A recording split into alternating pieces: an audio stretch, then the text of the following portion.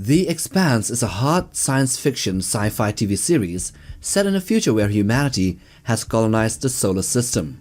Earth is controlled by the United Nations now, Mars has become an independent military power, and the Belt, which are asteroid settlements and moons, fight for survival and recognition. The series dives deep into political tension, class struggle, and the mystery of an ancient alien technology known as the proto-molecule. Unlike most sci-fi shows, The Expanse is grounded in realistic physics. There is no artificial gravity, no faster-than-light travel, well until we get to the ring. And ship combat involves Newtonian motion, railguns, and point defense systems. So here in this video we will showcase the 15 biggest ships and stations of the franchise. Let's begin this with addressing the famous small spaceship that gets you hooked into this universe. This is the Rocinante, and then we'll get to the list later on. This is a Corvette-class light frigate which measures only 46 meters long. It is like a narrow, tall building in appearance, and the ship's construction is layered floor by floor from the drive cone and reactor at the bottom to the flight deck and the sensor relays at the top. It has torpedoes and a railgun for offense, and the cannons for point defense. Then there is the stealth frigates, which are those used in the first season's Conspiracy.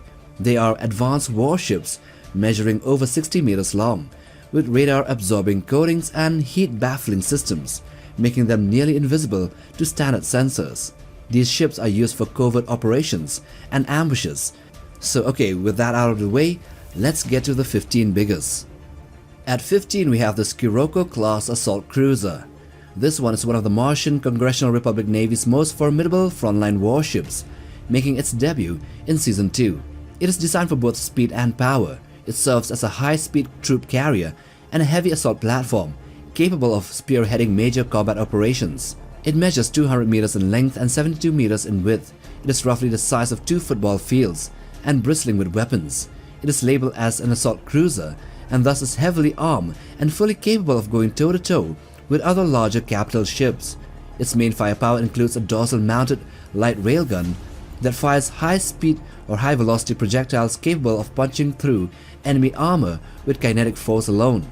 Inside the ship, it houses a standard crew of 430 personnel, along with a full Martian Marine Corps, a company of 192 Marines, and a Force Recon Squad, those elite operators for high-risk missions.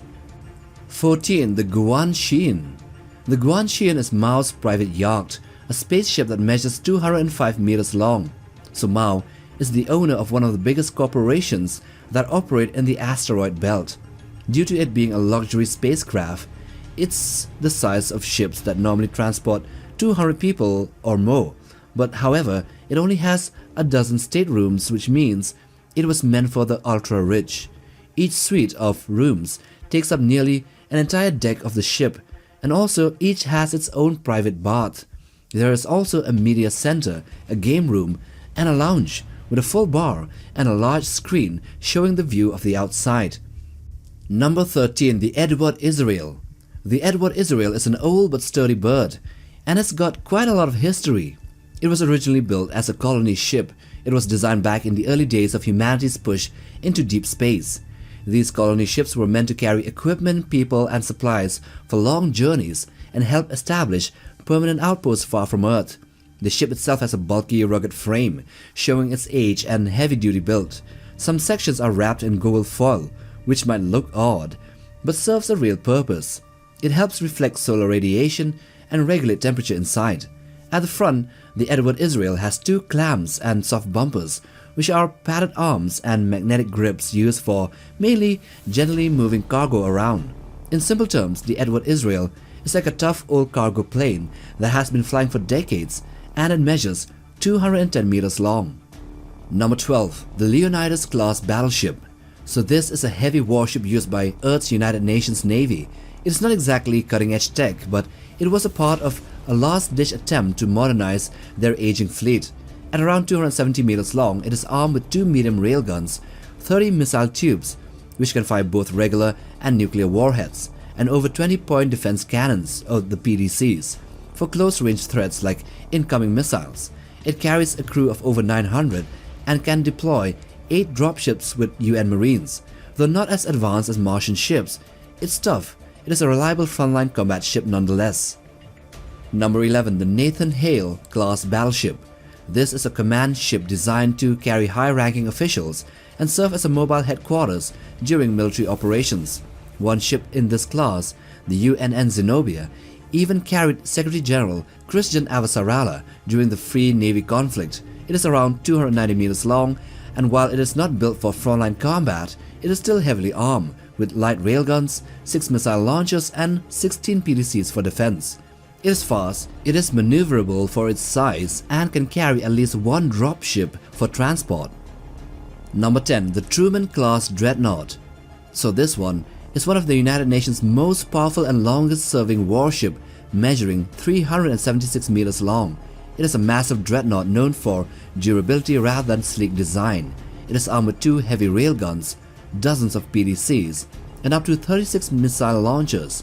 It can deal and absorb serious punishment, though not as advanced in targeting as Martian ships. Its sheer defensive power, firepower, makes it hard to take down. It has hangars for dropships, repair craft and drones, making it a strong all-round flagship for Earth's fleet. Number 9. The Doniger-class battleship. This is the pride of Mars Navy, large at more than 475 meters long. It is high-tech, heavily armed, and built for multiple roles like command, combat, and troop deployment. It houses over 2,000 crew, including elite Martian Marines.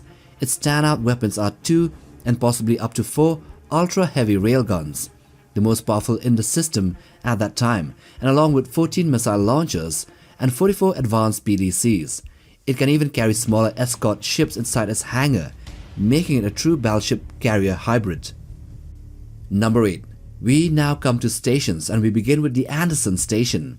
This was once a remote ore refinery station and a supply outpost in the belt, used for refueling and logistics. Though it is not that huge by this universal space station standards, at 600 meters long or wide, it was a sizable structure for its time. It is best known for a tragic and political pivotal moment in history, when it was destroyed by the UNN, the United Nations Navy, after its belter workers went on a strike, causing the deaths of over 10,000 souls on board. The brutal incident became a rallying cry for the OPA, or the Outer Planets Alliance, making Anderson Station more famous as a symbol than a station. Then number 7. The Tycho Station. This is a massive rotating space station in the belt and one of the largest mobile construction platforms in human space. At 800 meters, it is like a floating shipyard, and the headquarters roll into one. It is the home base for Fred Johnson, who is notorious for his involvement in the UN military action on Anderson Station. So the Tycho Station is also a major part of the OPA strongholds, and was built by Earth's Tycho Manufacturing. It has powerful engineering tools and enough resources to build massive vessels like the Nuavu, which we shall discuss in a while. Number 6. The Thoth Station. The Thoth Station is a secret research facility which was hidden in the belt, just under a kilometer wide, and has a space wheel design. It was operated by the Protogen Corporation, which is a shadowy company behind the protomolecule experiments. This station became infamous for its inhumane testing and biological horror, serving as one of the central locations in the expanse where things went very wrong. It is not a public or political station like Tycho. It was in fact hidden and dangerous, and deeply unethical in its purpose. And in the TV show, the appearance of the station is much different than in the books. Now we come to the top 5, beginning with Canterbury. This was a massive ice hauler and formerly a colony ship. It measures about a kilometer in length, tasked with ferrying water from the outer solar system back into the inner planets and stations. It was a workhorse for the belt economy, transporting huge blocks of ice to supply water to millions.